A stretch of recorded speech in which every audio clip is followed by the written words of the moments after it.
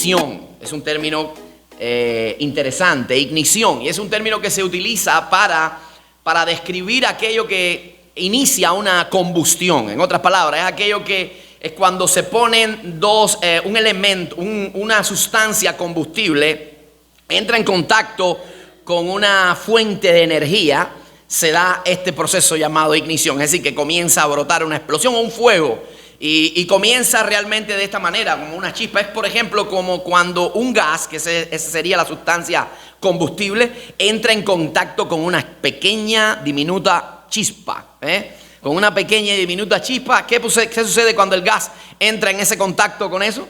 ¡Puf! Inmediatamente se prende, se enciende. Y así comienza muchos de los fuegos devastadores que hemos visto y catastróficos que hemos visto a lo largo de la historia. Comenzaron así, con una pequeña chispa que tuvo contacto con una sustancia combustible, o puede ser con un poco de hierba seca o con papeles, desechos de cualquier tipo, y eso pues había un ambiente propicio para que el fuego alcanzara nuevos niveles, se propagara y se extendiera. Así casi todos los fuegos y los incendios forestales comienzan de esa manera, por un intenso calor, por una pequeña chispa que comienza y trae una devastación. Interesantemente, nosotros los seres humanos utilizamos terminología que tomamos prestada de catástrofes y hecatombes como esa, para luego darle un uso diferente, para luego utilizar no algo que trae un efecto devastador y destructivo, sino más bien para algo que trae un efecto favorable a nuestra vida. Por ejemplo, nosotros muchas veces decimos, hubo una explosión tecnológica.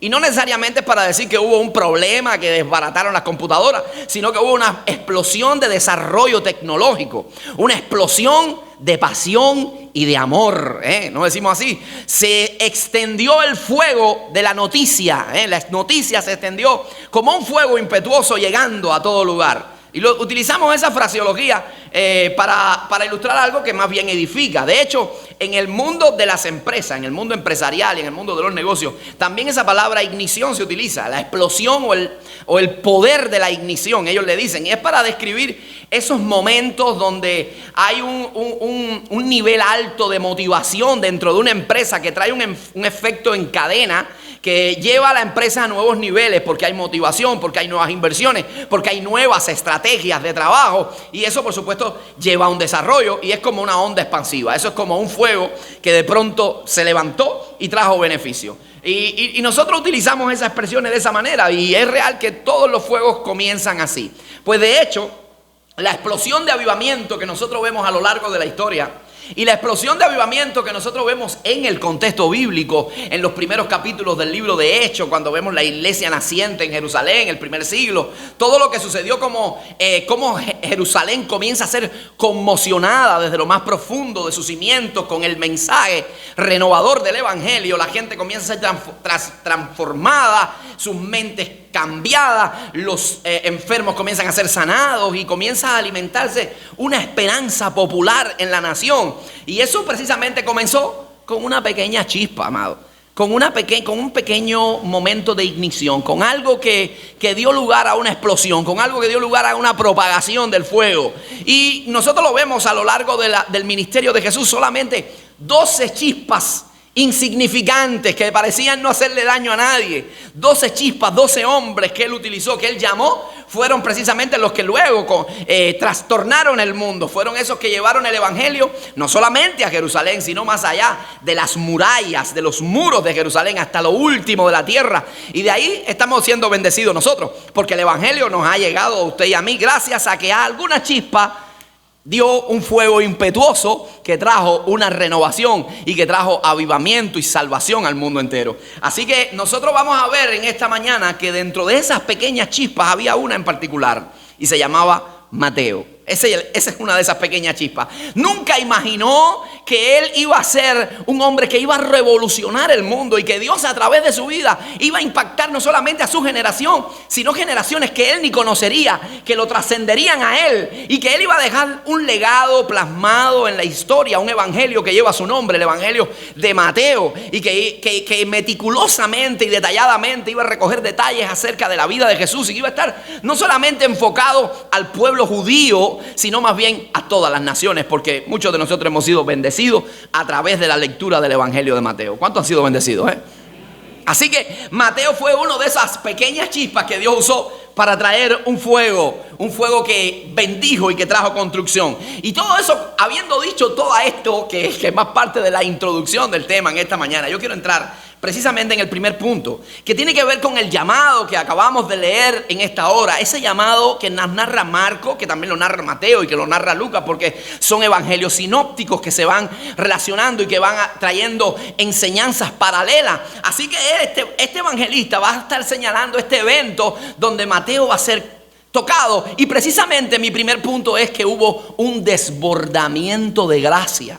Un desbordamiento de gracia. Lo que nosotros acabamos de ver y acabamos de leer es precisamente eso lo que está aconteciendo. Un desbordamiento de gracia. La gracia de Dios, la misericordia de Dios, el amor de Dios alcanzó la vida de Mateo. No solamente impactó su vida, impactó, amados, todos los que estaban ahí. Las personas que estaban rodeando a Jesús ahí fueron impactadas al ver este llamado. Y no solamente ellos, los discípulos también. Y los que lo leemos de este lado de la historia también somos impactados. Porque lo que acontece aquí verdaderamente es una muestra de la misericordia y la gracia de Dios. Pero eso nosotros lo vamos a entender cuando el texto nos ofrece datos acerca de quién era Mateo, Leví como le llama aquí, y qué ocupación él tenía. Miren lo que dice el verso 14. El verso 14 dice: y al pasar vio a Leví, es el nombre de Mateo también. Dice, hijo de Alfeo, su padre se llamaba Alfeo, no es que era feo, es que ese era su nombre. Su padre se llamaba Alfeo, dice, sentado al banco de los tributos públicos. Dice, allí estaba Mateo, Leví, sentado en el banco de los tributos públicos. Lo que nos está diciendo la narración es que Mateo era un publicano, un cobrador de impuestos. Amado, eso lo convertía a él en el objeto más despreciable de aquella comunidad. Él lo convertía en la persona más desagradable, que todo el mundo odiaba. La gente respiraba odio sobre la vida de Mateo. La gente no quería tener contacto con Mateo. Lo consideraban un traidor y una persona inescrupulosa. ¿Por qué razón? Número uno, porque, bueno, la ocupación de publicano, lo primero que tenía que hacer era que fungía bajo el imperio romano. Así que tenía que tener continuamente contacto con gentiles. Y ya desde ahí, desde ese punto, ya él estaba siendo inmundo. Ceremonialmente, conforme a las leyes judías, conforme a los principios judíos, el tener contacto con un gentil ya lo convertía en una persona inmunda. Así que por ahí, por la parte cultural y religiosa, estaba descalificado. Número dos, cumplía funciones para un gobierno que ocupaba su nación, que eran dictadores, eran tiranos y subyugaban al pueblo de Israel. Así que ahora, no solamente religiosamente, políticamente, de una manera nacionalista, ellos decían, es un traidor. Es un traidor, le cobra impuestos a su gente, trabaja para un imperio que nos tiene aplastado, que nos tiene comprimido. Y no solo eso, sino también que los publicanos, por lo general, la mayoría de los publicanos, eran ladrones. Eran ladrones, y de esa era su fuente de ingreso, porque ellos trataban de inflar las cifras que venían como impuestos. Así que como no había un control para ellos podían hacer sus movimientos financieros y enriquecerse y embolsárselo. Así que Mateo, amado hermano, era un hombre que estaba siendo objeto de rechazo continuamente. Yo no sé si Mateo estaba cansado de esa vida.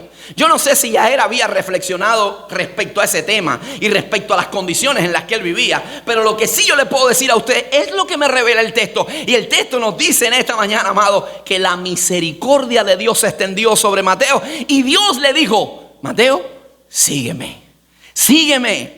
Él tuvo gracia sobre Mateo y le dijo, sígueme. Amado, es interesante que en esta narración, el lugar específico que tiene en la narración bíblica, a mí me impresiona. Y lo traté de confrontar con los demás evangelios y todos los evangelistas lo colocan en el mismo lugar. Este llamamiento específico de Mateo está después de una sanidad que Cristo hace sobre una persona paralítica. Es un paralítico que más bien no solamente tiene el tren inferior paralizado, sino que es cuadripléjico. El hombre no puede mover manos ni pies. Pero alguien llamado a misericordia, quizás compañeros de trabajo, de la niñez, porque era de nacimiento, ahí del barrio, lo vieron, sabían todo lo que estaba aconteciendo con Jesús y dijeron, espérate, fulanito está enfermo, él no puede ir donde está Jesús, pero nosotros lo podemos llevar. Nosotros lo podemos llevar, así que lo cargaron y lo llevaron justo a la casa donde Jesús estaba. Pero cuando llegaron a la casa estaba repleta, reventada, amado, no había espacio para nadie. Y dijeron, se nos va y se nos escapa el milagro, se nos escapa el milagro. Como nos enseñan esa gente, si nosotros fuéramos así, si apenas se pone nublado, decimos, ay no, somos Rubiera, tenemos más fe que Elías, hoy va a llover. Pero escuche, esta gente dijeron, pero no podemos entrar, pero el techo está disponible. Y subieron al techo, pusieron al hombre, rompieron el techo y lo desprendieron y lo bajaron. Y recibió el milagro. Pero Mateo no tenía a personas con esa intención en su corazón. Mateo no tenía a nadie que le dijera, ven que te voy a llevar a donde está Jesús. Él lo que tenía gente que lo que respiraba era amenaza sobre su vida. Él no tenía personas con las cuales podía contar que le dijeran, vamos, que te voy a enseñar dónde está el maestro. Pero sin embargo, Jesucristo toma la iniciativa y es el que viene a él. Porque él, amado hermano, Jesús hace lo que nadie es capaz de hacer. Él sana al leproso, toca a la mujer que está inmunda desde 12 años porque tiene flujo de sangre. Él construye con los pedazos de vida. Él invierte y él paga el más alto precio en lo que parece no tener ningún valor. Esa es la gracia de Dios, la misericordia de Dios. Nosotros estamos aquí en esta mañana porque esa gracia nos alcanzó. Porque éramos pedazos de personas, estábamos desorientados y manchados por el pecado. Y Dios tomó la iniciativa, hizo algo para alcanzarnos, para llamar nuestra atención y nos trajo a su casa. Y hoy somos parte de la familia de la fe. ¿Cuántos dicen amén a eso? Él toma la iniciativa, gloria a Dios. Y eso es lo que hace el Señor, amado. Y lo vimos una y otra vez. No es solamente un hecho aislado aquí en el llamamiento de Mateo, sino que lo vemos llamando a una mujer que hasta ese momento tenía 5 maridos y el que tenía en ese momento no era su esposo. La mujer en el pozo de Jacob, la mujer samaritana, aquella mujer de Sicar. Lo vimos también sanando a un endemoniado gadareno que la gente no quería tener contacto con una persona como esa. Es más, que lo vimos salvando a un perseguidor de la fe, a un perseguidor del cristianismo, y luego involucrándolo, haciéndole una pequeña chispa para luego traer la explosión, el fuego al mundo gentil, al apóstol Pablo. Ese Dios invierte donde nadie lo haría. Llama lo que la gente desprecia. Presta atención a lo que la gente decide ignorar. Y paga el más alto precio por aquello que parece no tener ningún valor. Tú y yo. Aleluya, aleluya. Gloria al Señor. Así que yo te quiero dar unos tips en esta mañana. Consejos breves, rápido. Lo primero que te voy a dar es que si en algún momento nadie te invitó a la iglesia y tú llegaste solo, si tú viniste a los caminos del Señor no porque alguien te orientó, porque alguien te pasó a buscar, tú llegaste solo, alégrate, no te sientas menor, no te sientas desventurado, alégrate porque fue el mismo Dios del universo el que te trajo a este lugar. Aleluya. Segundo que te quiero decir, amado, lo segundo que te quiero decir es que le pidas a Dios ojos nuevos. Que le pidas a Dios ojos nuevos para ver cómo Él ve y encontrar valor donde la gente ve desechos. Y donde la gente ve algo que nos sirve a nosotros, tú y yo podamos mirar con esa ternura que lo hace Jesús y podamos decir, en esos pedazos Dios puede levantar una construcción preciosa. Y en último lugar, que entiendas que tú y yo no somos más que Mateo. Tú y yo también somos tanto como él. Hay más, hay gente que no haría lo que hizo Mateo, pero no lo ha hecho por cuestión de tiempo, porque le ha faltado el tiempo. Hay gente que no ha caído tan bajo como la samaritana porque no ha tenido la oportunidad. Y hay mucha gente paralíticas del alma dentro de las iglesias. Nosotros no somos más que Mateo. Necesitamos el perdón de Dios.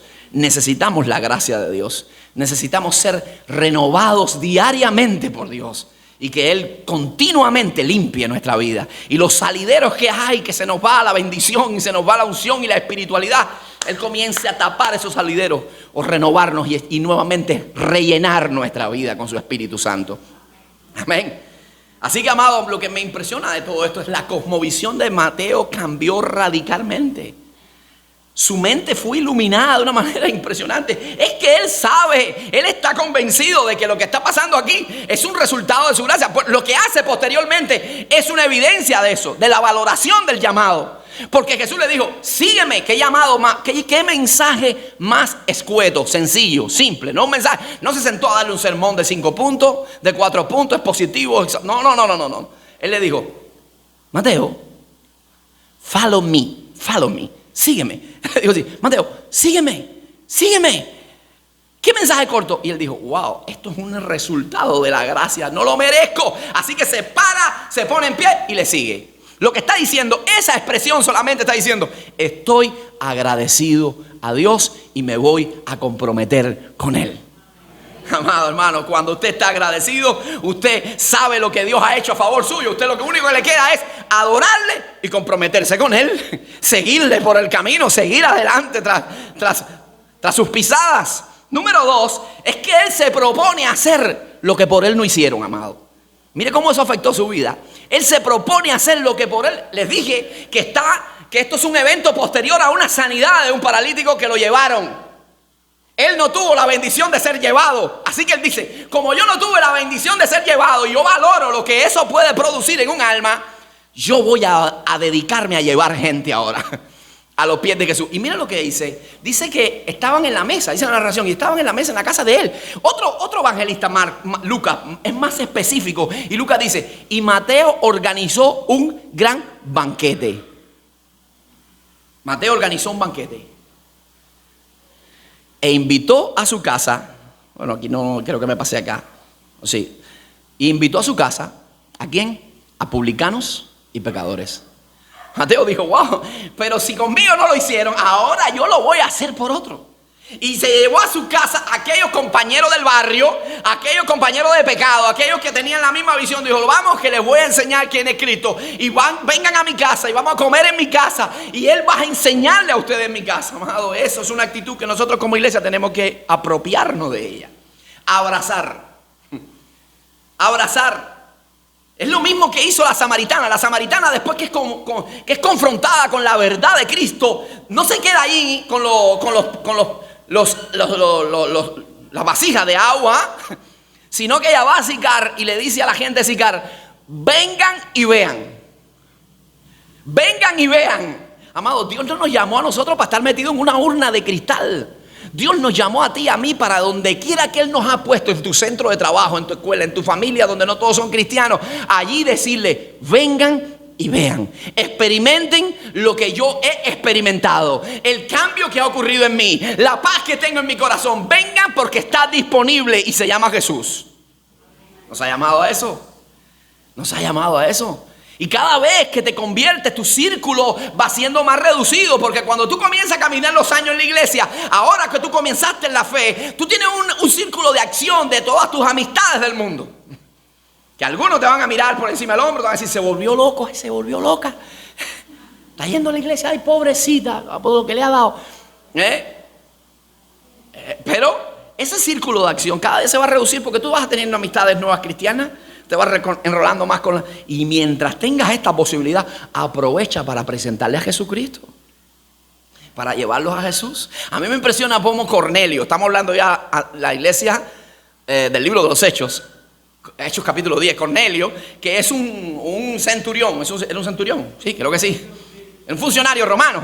Así que estaba allí y el Espíritu de Dios tratando con su vida, Dios tratando con la vida de Cornelio. Le dio una visión a Pedro, le enseñó un manto con todos reptiles, animales del mundo, cuadrúpedos y todo. Y le dijo, mata y cómelo, lo que es inmundo a mí no me lo puedo comer. Y el Señor le dijo, lo que yo santifiqué tú no lo llames inmundo.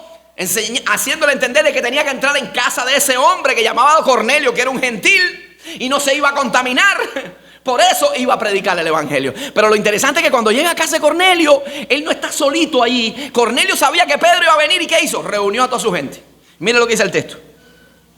Dice, al otro día entraron en Cesarea y Cornelio les estaba esperando a Pedro.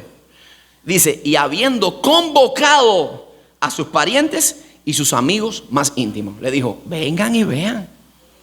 Vengan y vean. Vengan y vean, vengan para que ustedes experimenten, para que ustedes conozcan quién es ese Jesús. Y esa es la visión de Jesús, eso es lo que quiere Jesús, que tú vayas y se lo digas a los tuyos. ¿Qué le dijo al gadareno? Recuerda que le dijo al gadareno, Señor, yo quiero seguirte. Y le dijo al gadareno, vete a tu casa y cuenta a los tuyos las cosas que Dios ha hecho contigo. Vete y díselo. Vete y díselo. La pregunta que yo quiero hacer en esta mañana es la siguiente. ¿Qué estamos haciendo para ganar a nuestra familia? ¿Qué estamos haciendo? ¿Qué estrategia estamos asumiendo para ganar a nuestra familia, a nuestros vecinos, a nuestros compañeros de trabajo? ¿Qué estamos haciendo? ¿Estamos mostrándole un evangelio vivo, No con palabras, sino con hechos. ¿Lo estamos haciendo? Yo creo que tenemos que ser mucho más proactivos en eso, porque la gracia, amado, no tiene límites. La gracia es ilimitada. La gracia lo mismo se vierte sobre un religioso, sobre un moralista, que sobre la persona más lacra en la sociedad. La gracia restaura y levanta, sin importar la condición de la persona. Y lo último, dentro de este punto, es que de la vida de Mateo, que enseña su cosmovisión, muestra su cosmovisión, es que él, todos sus recursos, ahora él los pone en dirección de la obra de Dios. Escuche, él era un hombre que tenía posesiones, tenía dinero, tenía casa, tenía opulencia. Bueno, todo ese dinero que había sacado del mundo, que había estafado y robado. Ahora él dice, vengan a mi casa, siéntense en mi mesa, pongan un banquete. Y todo ese banquete corrió del bolsillo de Mateo. Todo ese banquete él lo pagó, lo auspició, y él dijo, siéntense aquí y escuchen a Jesús. Él pone sus bienes al servicio de la obra de Dios. Y nos da cátedra a nosotros en esta mañana. Nos da cátedra, porque nosotros también tenemos que aprender a tener esa actitud de desprendimiento por la obra de Dios. Yo no quiero decir ahora que tú estés como en estos sectores por ahí neocarismáticos que dicen, siembra el televisor, siembra el carro, siembra esto, dale el carro al pastor, hay un día que escucha, recibe esa palabra, dale el carro al pastor. No. Recibo esa palabra de un día que es mío, el carro es mío, lo declaro, lo decreto. No, estoy hablando de eso.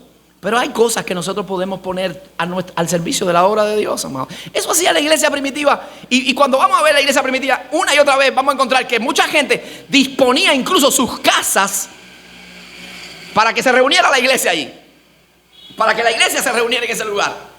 Y algunos de ustedes dicen, pero quizás de los más nuevos, dicen, pero yo no tengo habilidad para predicar, todavía yo no conozco, yo no tengo el don de la palabra, yo no sé, pastor, pero puedes servir de otra manera. Y una de esas es poniendo tus recursos y bienes y las cosas que Dios ha puesto en tu vida en la obra de Dios. Yo me impresiono porque como aquí en la iglesia nosotros tenemos maestros, y me alegra tanto ver a maestros que se han dedicado en este tiempo tan difícil a darle repaso a los niños y no cobran un medio. ¿Qué están haciendo?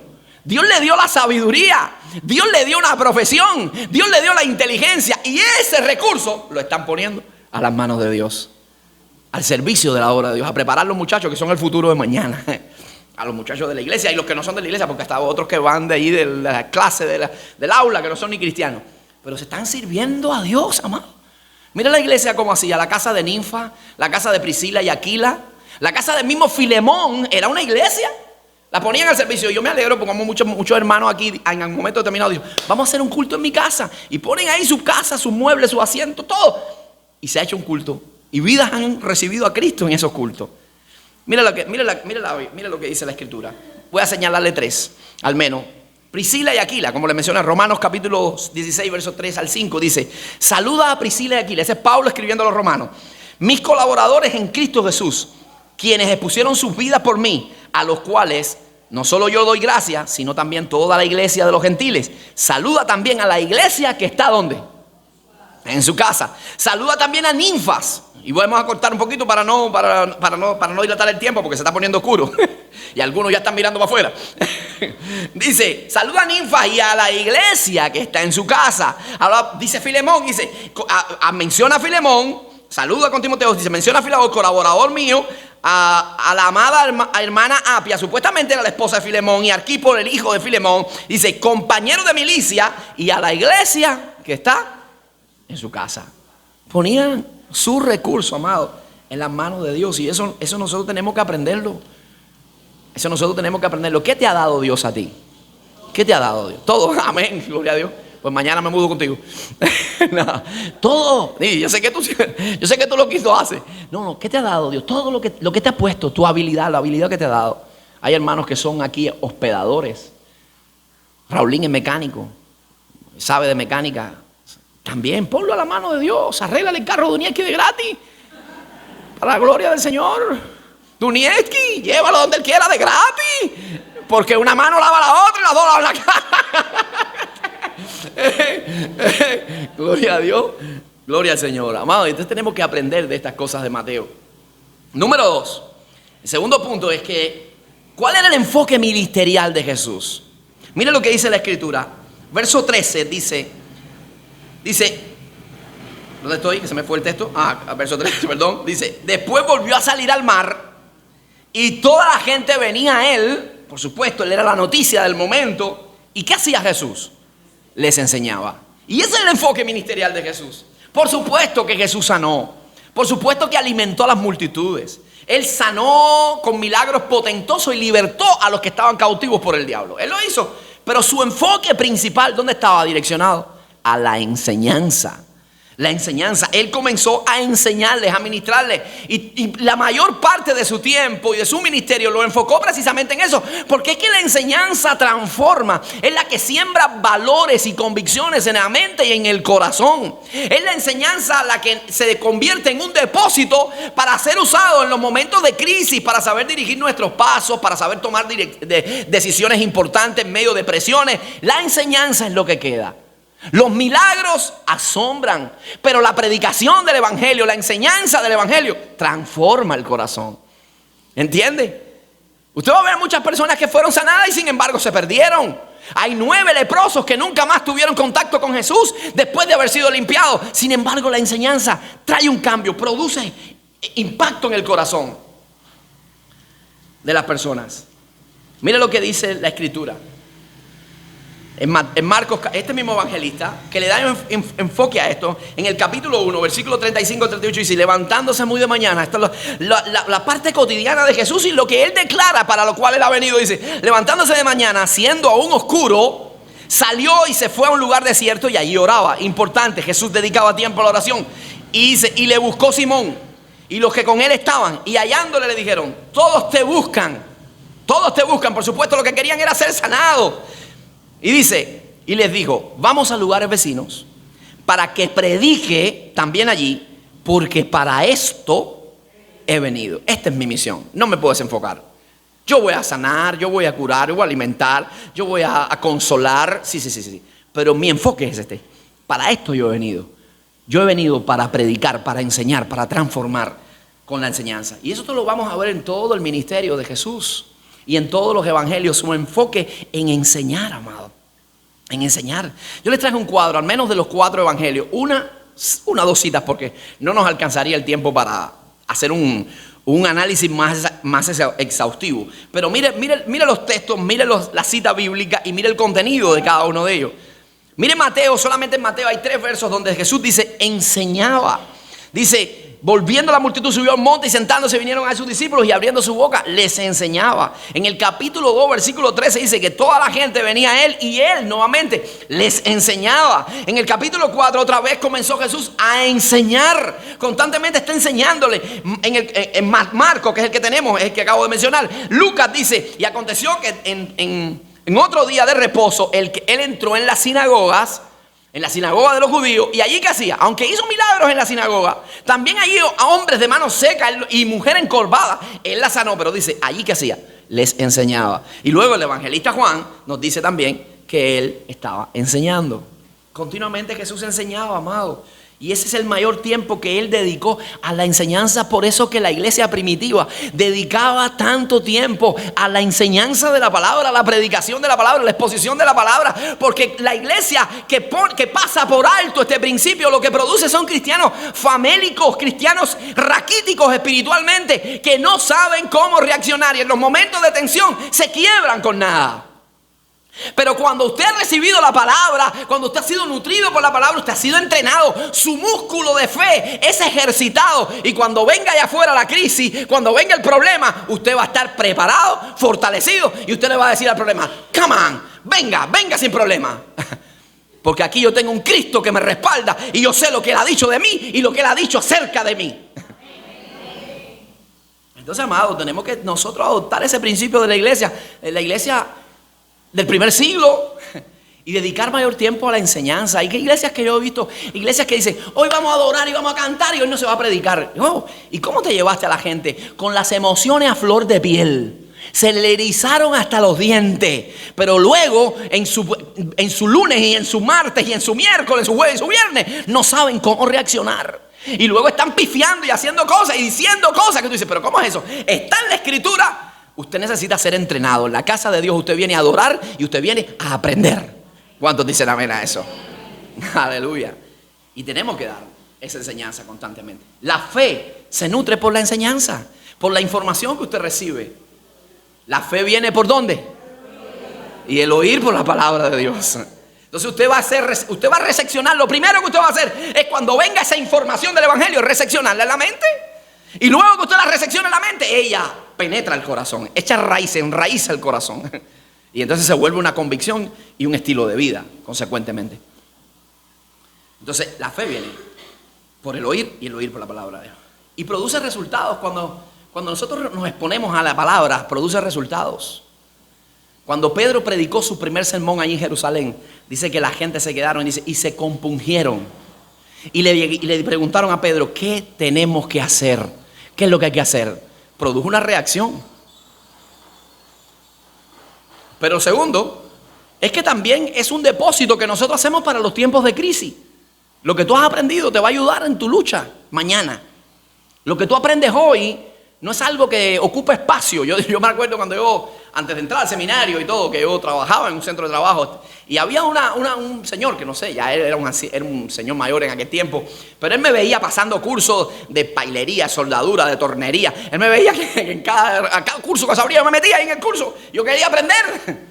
Y él me decía, él tenía una frase muy particular que él me decía: todo lo que tú aprendas no ocupa espacio. Me decía, todo lo que tú aprendas es patrimonio tuyo.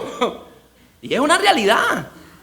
Todo lo que tú aprendas te ayuda, porque ha de llegar el momento de la crisis. Y cuando llegue el momento de la crisis, tú tienes un depósito aquí que te ha hecho reflexionar y que te ayuda a ti a pasar los momentos críticos. Tú tienes aquí las promesas de Dios, las verdades de Dios, la persona de Dios, y dentro de la persona de Dios su omnipotencia, su omnipresencia, y tú sabes que Él no te deja, y donde quiera que tú te metas, allí está Él contigo. ¿Cuántos dicen amén en esta mañana, Dios? Aleluya. Tenía un texto más, pero no se lo voy a pasarlo por alto, porque tiene que ver cuando los discípulos no entendían. Se lo parafraseo. No entendían muchas de las cosas que Jesús le explicaba, pero luego, llegado el momento, dice, entendieron lo que Él les decía. Hay cosas que hoy tú las estás recibiendo y dices, bueno, no me aplica a mí. Tú no sabes mañana lo que va a pasar. Tú no sabes mañana el bien que te va a hacer esto que tú estás oyendo hoy. Esto está marcando un antes y un después en tu vida. Esto está marcando, porque esta palabra no fue que vino por azar al pastor. Dios la inspiró para ti. Dios la iluminó para ti. Y para mí, por supuesto, también. Y para mí. Entonces, finalmente voy a ir bajando ya. El mensaje. Un mensaje conciso pero profundo. Ese mensaje, sígueme, follow me. Un mensaje no lleva mucho. Yo creo que en medio segundo Él lo dijo y le sobró tiempo. Mateo, sígueme. Sígueme. Y sin embargo ese mensaje transformó su vida. Cambió completamente su vida. Pero tiene implicaciones profundísimas esa expresión. Porque Mateo sabía que seguir a Jesús no solamente implicaba, ven, únete a mis discípulos, escucha mis enseñanzas, camina conmigo. No. Seguir a Jesús significa que él tenía que hacer una renunciación total a todo su pasado, desconectarse de su vida, de su zona de confort, salir de sus comodidades, romper. Sabía que era quemar las naves porque no había forma de regresar atrás después, y él no iba a poder luego retomar el negocio o retomar el oficio, porque una vez que lo soltaba nunca más volvía. Significaba renunciar a eso, pero también exponerse a las enseñanzas de Jesús, que eran enseñanzas revolucionarias en aquel contexto. Identificarse con Jesús, seguir a Jesús y dar su vida si fuera necesario por Él. Eso significa seguir a Cristo, amado. Eso significa seguir a Jesús. Eso es lo que Él está diciendo. Y eso es lo que Él está interpretando. ¿Verdaderamente estamos dispuestos nosotros a seguir a Cristo? ¿Estamos dispuestos nosotros a renunciar a ciertas cosas por seguir a Cristo? ¿Estamos dispuestos a rechazar propuestas que parecen coloridas y que nos dibujan un futuro espléndido, pero que están en contraposición a la palabra? ¿Y lo haríamos por Cristo? Usted no me responda, no me diga amén. Espere que llegue el momento. Espere que llegue el momento donde usted tenga que tomar la decisión entre Cristo y un trabajo, entre Cristo y un negocio, entre Cristo o decir la mentira, entre Cristo o actuar de manera inmoral, entre Cristo o romper una relación. Llega ese momento. Cuando llegue ese momento, como usted actúe, va a decir si usted es seguidor o no de Jesús y en qué lugar está Cristo en tu corazón. Eso solo va a hablar. Pero espere que llegue ese momento. Porque seguir a Jesús tiene un alto costo, amado. Muy alto. Es vivir contra cultura. Es vivir contra corriente. Es tomar un camino que a la gente no le agrada mucho tomar. Es dar la otra mejilla. Es caminar la segunda milla.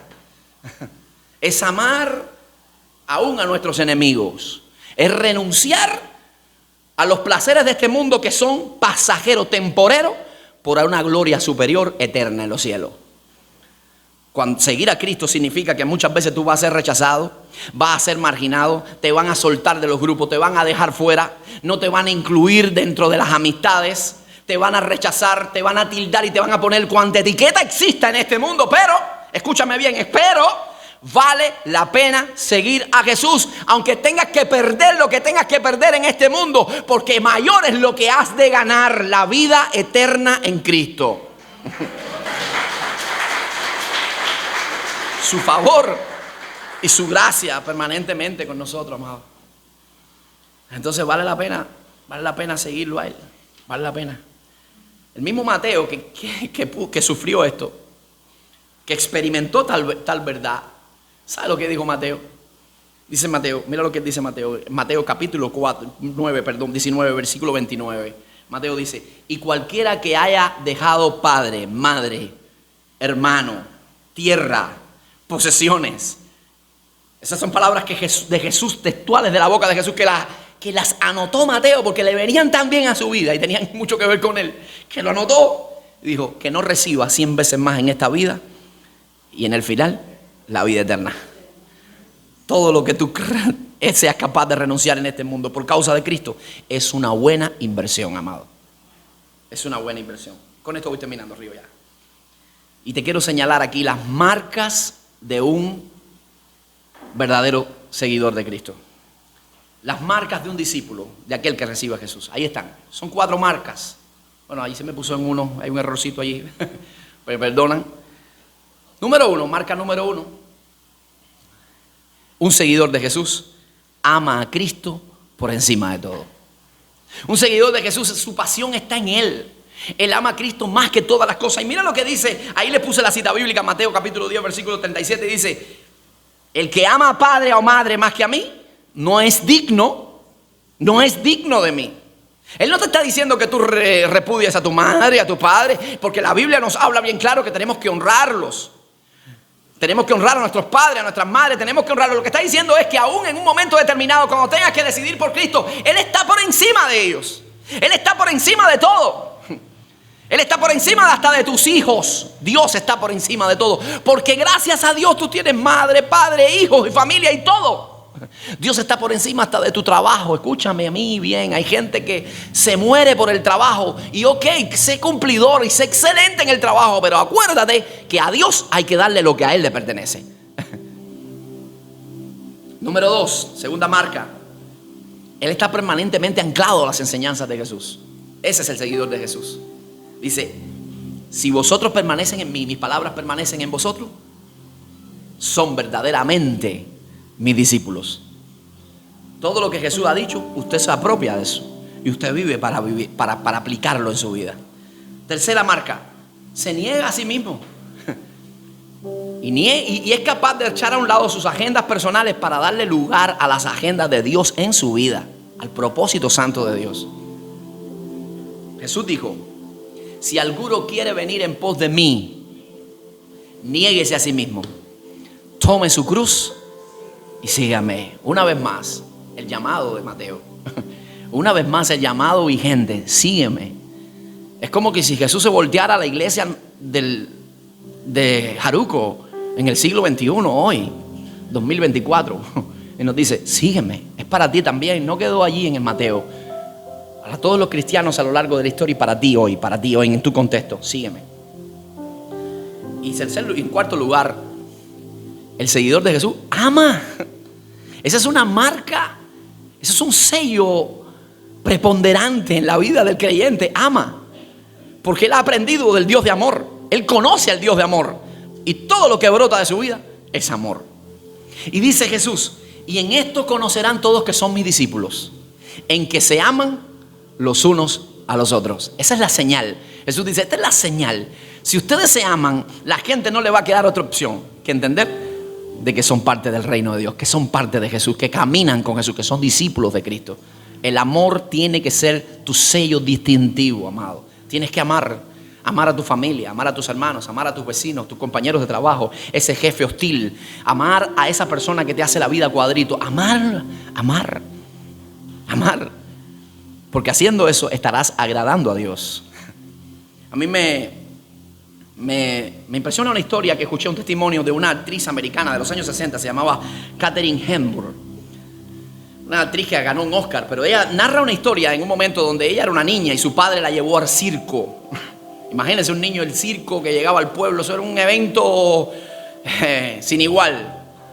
Así que ella está en la cola allí, en la línea con su papá. Había solo una familia entre la boletera y ellos, una familia que tenían 8 hijos.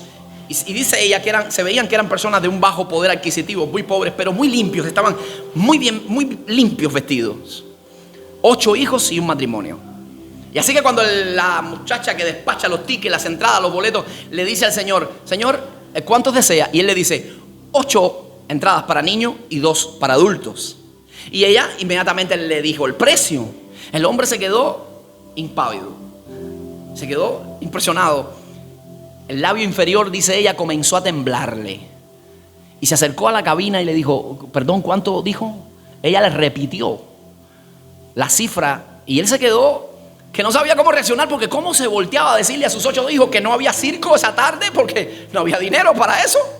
Así que ella dice, mi padre, que no estaba ajeno a nada de lo que sucedía, metió su mano en el bolsillo, sacó un billete de $20, dice, y los dejó caer al suelo. Y fue y lo recogió y tocó en el hombro a aquel hombre y le dijo, Señor, me parece que se le cayó esto.